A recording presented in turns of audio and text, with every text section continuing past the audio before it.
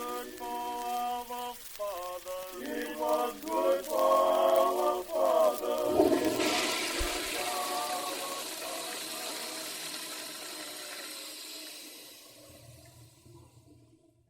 Many people have said Martin Luther wrote his 95 theses and hymns on the toilet. Those theses eventually got him kicked out of the Catholic Church. Luther went on to found the Lutheran Church. The hymns came after.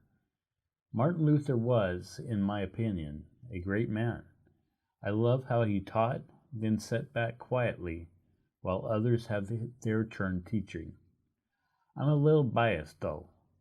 Martin Luther was my 14th great-grandfather. Hi, my name is C.J. Poligo. I'm a 46-year-old white male. I'm discernibly disabled, though a voracious learner. I was born into the Church of Jesus Christ of Latter-day Saints, or colloquially, the Mormons. I fell away for 3 years at 18. Then I discovered the LDS, what the Church of Jesus Christ of Latter-day Saints like to be called, had a singles meeting on Sundays. I became an avid church attendee after. Although I went on a good amount of dates, it seemed as if girls had a hard time grasping my disability. I met my to-be wife when I was around 36. We spent a year dating and getting to know each other. Another 8 months with her as my fiancée. During that time, my to-be wife joined the LDS Church. We were married in the temple, as LDS members are urged to do. We moved to Louisiana to be near my wife's parents and her daughter. About a year into living in our new home, my wife blasted me with a new decision.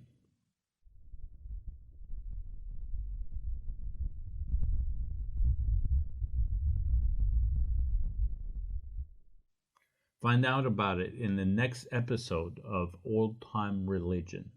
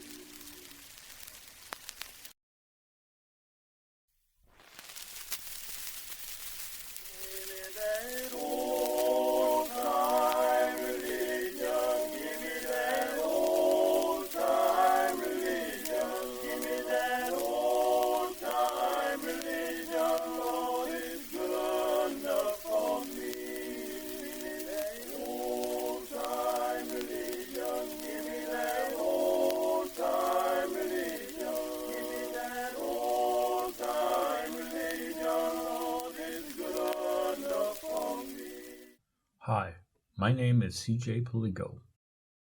I am a member of the Church of Jesus Christ of Latter-day Saints, the LDS. I am married. Things were going good. Then I'm hit with a doozy. My wife and I was at an outdoor Christmas celebration. She sat me down next to a fire.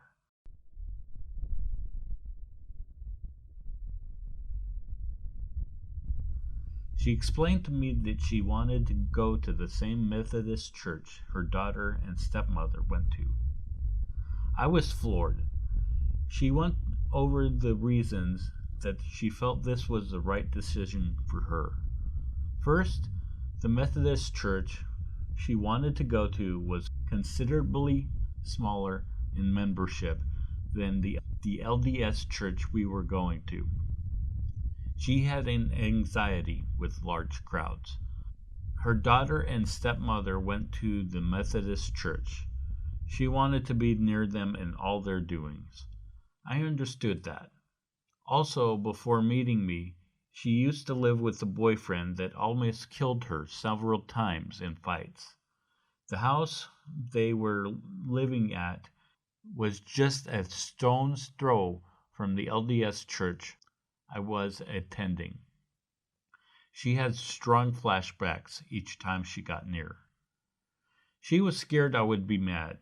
I wasn't. I did want her to remain strong with the LDS faith, though. She told me she would pray about that. My wife had a few experiences that were detrimental to a new member in the LDS church. She felt that some LDS members slighted her in their goings on.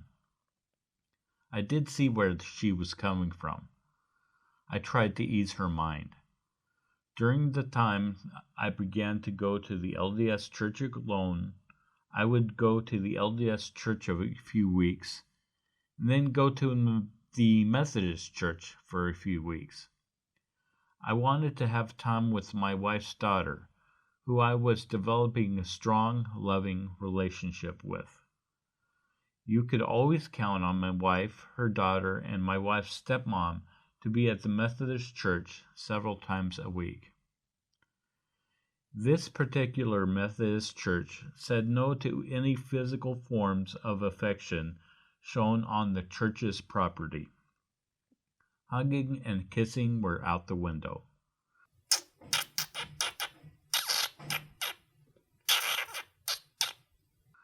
Stepmom took that even further and told my wife and me to keep them off her property and presence also. Gospel music was the only thing listened to both at the Methodist church and with stepmom. The LDS religion was more lax on affection and music. Hugging and kissing were encouraged. Secular music was okay, other than in the chapel, as long as we kept it clean. These differences provided a bump when I went to the Methodist church. I took my worries to two LDS friends, Brother Rasmussen and DeFord. What do we do when someone we love decides that they have a shift in their faith, or at least in their practice of their faith? And that is a question that almost everybody's asking today. It's very common. It's something that's happening just about to everyone. Mm-hmm. There is a constant look at priorities and the way that we manifest those in the practice of our faith. And it sounds like your wife's priorities have to do with the family, and maybe even not necessarily custody, but the comfort and lack of awkwardness with dealing with family members, but also in her own situation with crowds and things like that. Mm-hmm. She was making some pretty good choices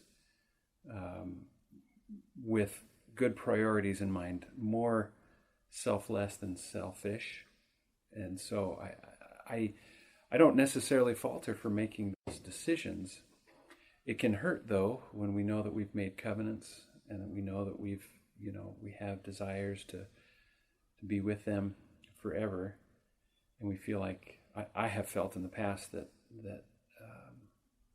the priority to be with the family forever is a lot less on the priority list when they make decisions that are less than that.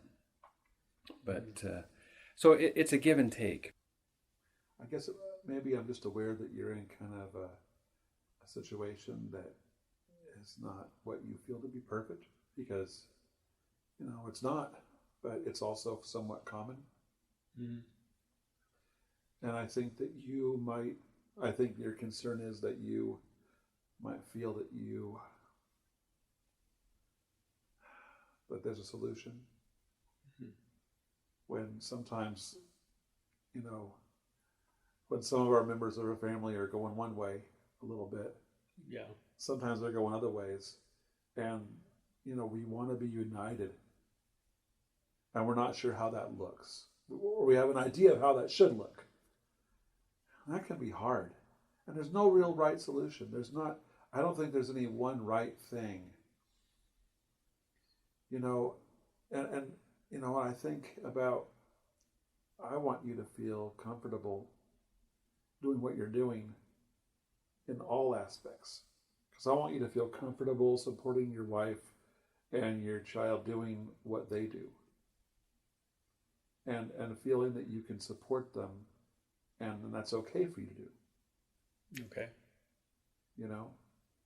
Because ultimately, you know, as we discussed, you know, in church a couple weeks ago, our marriage is about you supporting that one person, and you're their cheerleader no matter what.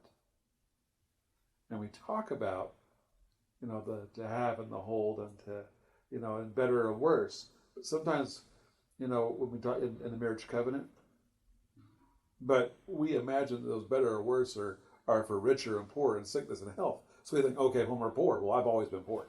You know, sick, well, you know, what does that mean when you get pneumonia? But what if they're having a crisis of faith? And what if their crisis of faith means that they feel that they found their place? And that faith place is not where you would like them to be because it's not yours. Mm-hmm.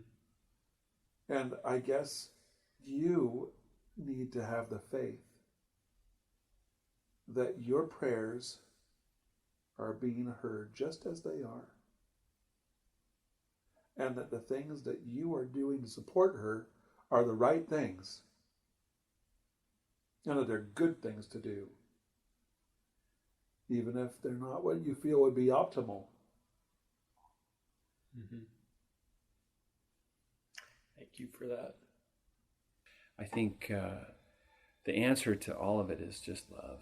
Just like Shane said, really, we just keep loving and we keep pushing forward and having faith that it's going to be all right. Jesus makes everything all right, and it'll be fine as long as you're doing the right things. And you know, don't use the church as a club or a division. You know, you can ask her, what did you learn in church today? How to go today? And then you can share with her what you learned in church today, and you listen and you share. And just, you know, that's a good way to keep up support and conversation and love. And if we close the door on somebody, they rarely will come through that door again. And I mean that in a way like if we close the door by saying, well, if you're not a member, then or if you're not going to be faithful to your membership, then I'm not going to love you because you don't deserve the love because you've made a bad choice. That closes a door that rarely will be opened again. Even if we try to open it, they will always feel it's closed. And so we just need to keep the door open and allow with our love and kindness to let them know that anytime they are ready to come back in, they can. Okay. I also had some fears about this assignment of doing a podcast on my religion versus my family's religion in my household. Find out why on the next episode of Old Time Religion.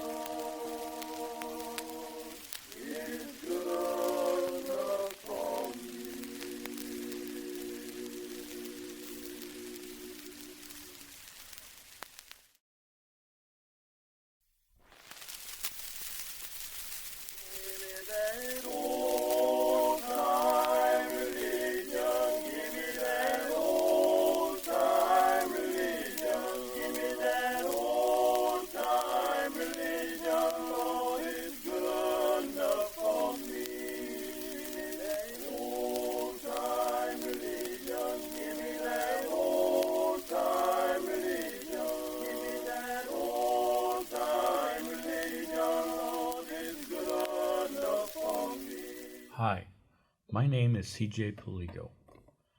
I am a member of the Church of Jesus Christ of Latter-day Saints, the LDS Church, or the Mormons. I was having trouble fitting in with the rest of my family, who were Methodists. I got an assignment to do podcasts from Dr. Taylor. He told me to find something that was troubling in my life and do the podcasts on that. I thought about doing the podcasts on my religion versus my family's, but I wasn't sure how people would take that subject once I put it on the internet. I remember it's a scary situation in my life. Here is my journal entry. I met Kevin while working at the zipline. ADHD. I guess I attract those people now that I've learned how to interact with them. He was working at the same place and Mormon. Tall, skinny, light brown complexion. We traded phone numbers on our last day working there. I forgot about him until I got a call several months later. He drove up to my apartment in a sparkly green Jeep. I'm impressed at what he had plastered on it. On his 4 doors were 2.5-inch letter Book of Mormon quotes, along with where in the Book of Mormon it came from. He had a large white Mormon on his back window, LDS on his side windows. To top it all off, he had a huge gold-colored picture of the statue of Angel Moroni blowing his trumpet pasted on his hood. I was dumbfounded. He was considering taking them down. I found out through listening to his story that somebody unloaded their gun on him while he was driving. I believe he was hit in the arm and got a superficial face wound. He got about 4 more shots in his car. 3 went in the dashboard. He replaced the shots in the dash where they were hit. The other shot went into the car just ahead of his driver's side window. You could see the dent, tiny hole and flecks of paint missing. Kevin remembered the shooters yelled something about his Mormon stickers, then sped away. My thoughts on all of this took a week. I finally decided to plunge in and do it on religion versus religion. I was given some caution and suggestion by Brother Rasmussen and DeFord. In the clip, we are talking about what to do when the family's religions differ and inviting them to things in the LDS church. And that makes it an invitation, which is a caring word, rather than an ultimatum or a should. You should be doing this. Or if you cared about me, you would do this. Or, those kinds of conditional things. Instead, it becomes this invitation. And it doesn't have to be everything in one fell swoop. There are some things I'm thinking about, things like the church Christmas party. Things that you can invite them to. That's because, someone in the ward is, one of our older members might put on the Santa uniform or something, and something like that where it's for everyone. A trunk or treat. A trunk or treat, exactly. Not just for kids.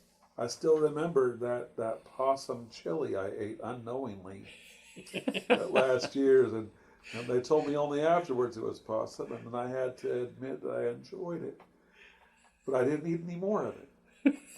And that's the kind of experience that they can have, and I think that it goes half the distance. You mentioned that she felt that there was a little discomfort because some people in the church in the Ward family could have been more sensitive. Mm-hmm. Well, I think that's all of us once in a while, because we all have these, rough edges we're working on. We might even be aware of them, but we're still not perfected on them, and maybe never be. So we all kind of have these, where we brush up against each other and we kind of hurts a little bit. But at the same time, some of that can be alleviated by inviting to things that are not on Sunday. Things that we can do to have a kind of friendly fellowship with people and maybe reignite some of those friendships or begin new ones in maybe the neutral ground of a Halloween party where there's not this emphasis on how to worship, but instead how to be together. And it's outdoors. And it's also not taken part in by the Methodist group that my wife and her stepmother and her daughter are in, because it's like demon and, pagan, huh? Yeah. Don't talk to Shane about that. He almost named a child Halloween. Yep. That's how much he loves Halloween. Kind of chickened out. Good job. Good job. She would have been happy. She's let me know. I mean, she's kind of disappointed that we didn't follow through. Well, when she's 18, she can rectify it. Halloween is an expression of community togetherness, in my opinion. Yeah. Yeah. Whenever I see a neighborhood without a lot of Halloween decorations, I really fear for that neighborhood because they don't really have any solidarity.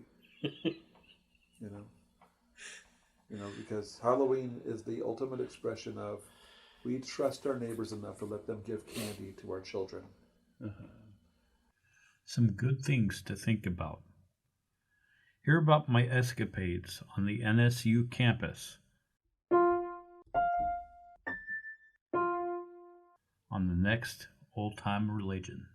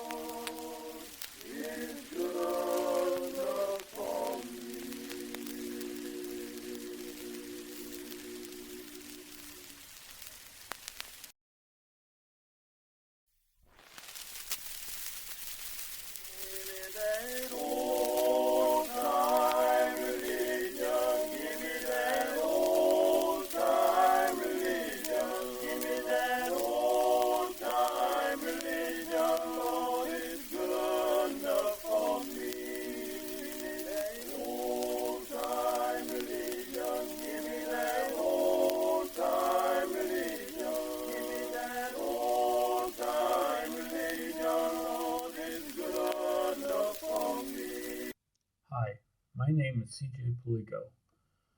I am part of the Church of Jesus Christ of Latter-day Saints, the LDS, or Mormons.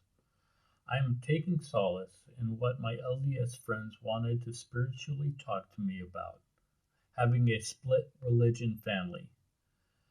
Trying to make up our minds on where to go, my wife and I was taking a tour of Northwestern State University. During that tour, I saw KNWD, the school's radio station. I longed to be a DJ there. During the tour with staff, I saw Brother Rasmussen quickly passing in the hall. He is an LDS member and a professor at NSU. After fast ties, my wife told the staff that both Rasmussen and I went to the same church.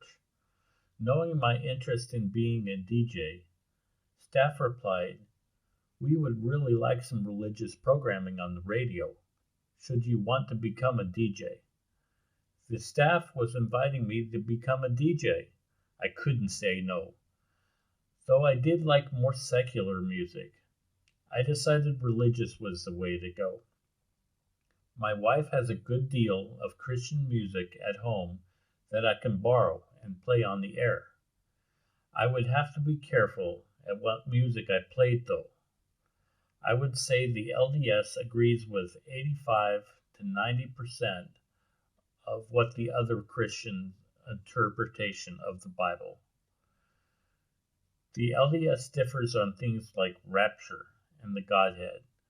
I feel it my duty to keep any song or sermon with questionable content off my playlist. Along with the King James Version of the Bible, the LDS also believe in the Book of Mormon. I have been hesitant about playing those songs on the air. Starting at school, I was a little scared going to the first DJ meeting and learning the controls of the radio station. I sat with about 15 other people listening to Edward Hernandez, DJ coordinator. So as the DJ coordinator, I make sure that all the DJs are doing the job correctly as DJs on air. I make sure that I communicate properly with them so that we have good, clear communication on any questions that they might have or any concerns or problems. I also help them print their posters for their show to promote it all over campus so other students can listen to it. And I just pretty much just manage them. But apart from that, I'm the program director, so I handle everything that goes on air, like the music and then all the liners and the promos. So I just keep that orderly, make sure everything's running smoothly.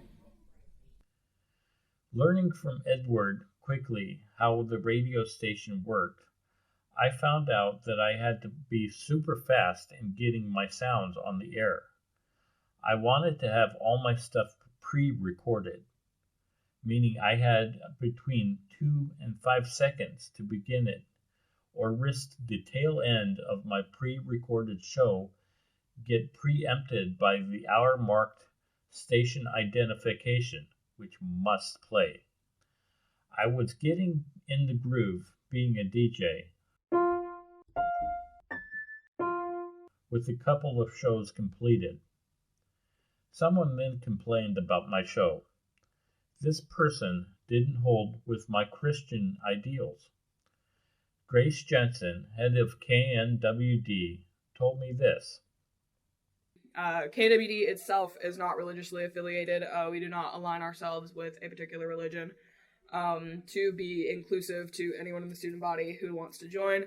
But even though that we are not religiously affiliated as an organization, the First Amendment, which covers the freedom of religion, is a wonderful thing that we do believe in here at the radio station. So even though that we are not religiously affiliated, we do not discriminate against anyone who wants to be a DJ to come in, do an hour show a week, and talk about their religion if they so choose, because they are not part of the KNWD staff, so they're not getting a scholarship, which is paid for through the university.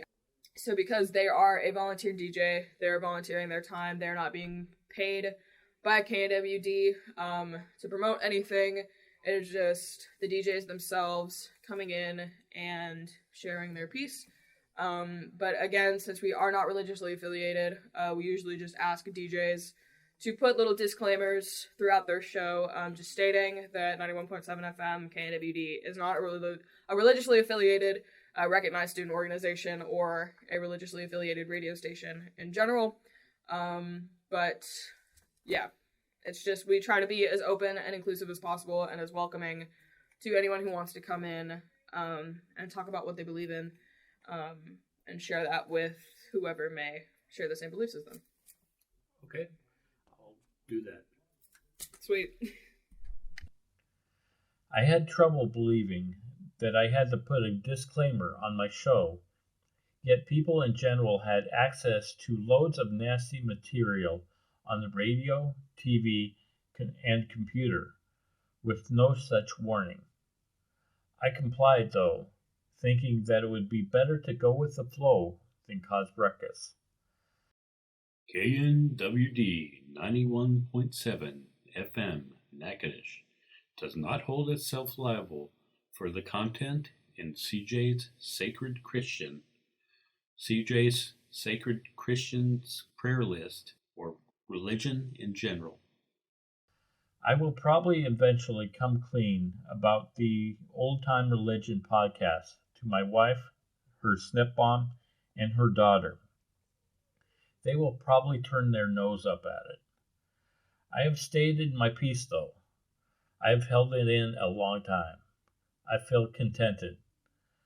Thank you for listening to these ramblings of my religious life on old time religion. It will take you home to glory. It will take you home to glory. I would like to thank Dr. Taylor and Amber for helping me get this done. Edward Hernandez, Grace Jensen, and brothers Rasmussen and DeFord for the interviews. I would like to express my deep, caring love for my wife, her stepmom, and my wife's daughter. The content in the 4 Old Time Religion podcasts is totally my opinion. Copyright Perigo Productions. All rights reserved.